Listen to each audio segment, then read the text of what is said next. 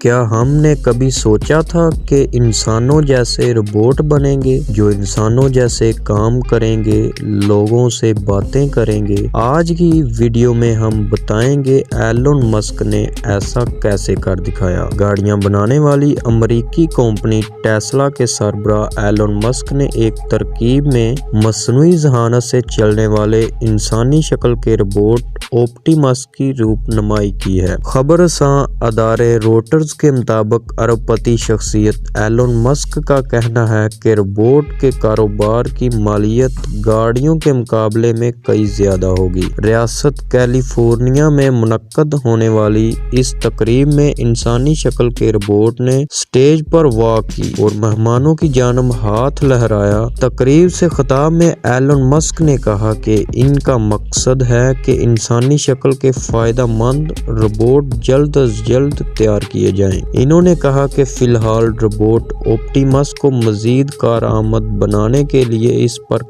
بہت زیادہ کام کرنے کی ضرورت ہے۔ ایلن مسک نے مزید کہا کہ اس وقت انسانی شکل کے ان روبوٹس میں دماغ کی کمی ہے اور ان کے پاس اتنی عقل نہیں ہے کہ وہ اپنے بل بوتے پر کام سر انجام دے سکے۔ تقریب سے خطاب میں ایلن مسک کا کہنا تھا کہ آپٹیمس انتہائی باصلاحیت روبوٹ ہوگا جو شاید لاکھوں کی تعداد میں تیار کیے جائیں اور اس کی تیاری میں $20,000 کا خرچ آئے گا جو گاڑی پر آنے والی لاگت سے کم ہے۔ رونمائی سے پہلے ایلن مسک نے روبوٹ سے متعلق ٹویٹ بھی کیا تھا کہ اس تقریب میں انجینئرز کو بھرتی کرنے کے علاوہ اعلیٰ تکنیکی مہارتوں کی نمائش کی جائے گی۔ ابتدا میں آپٹیمس ٹیسلا کی فیکٹریوں میں معمولی کام سر انجام دے گا جس میں رینج کے ذریعے گاڑیوں کے پیچ لگانا شامل ہے۔ ایلن مسک کا کہنا ہے کہ مستقبل میں روبوٹس گھروں میں بھی استعمال ہونا شروع ہو جائیں گے اور ان سے کھانا بنانے، گھاس کاٹنے اور عمر رسیدہ افراد کی دیکھ بھال کرنے کا کام لیا جائے گا۔ امریکہ میں روبوٹس بنانے والی کمپنی ایجلٹی روبوٹکس کے چیف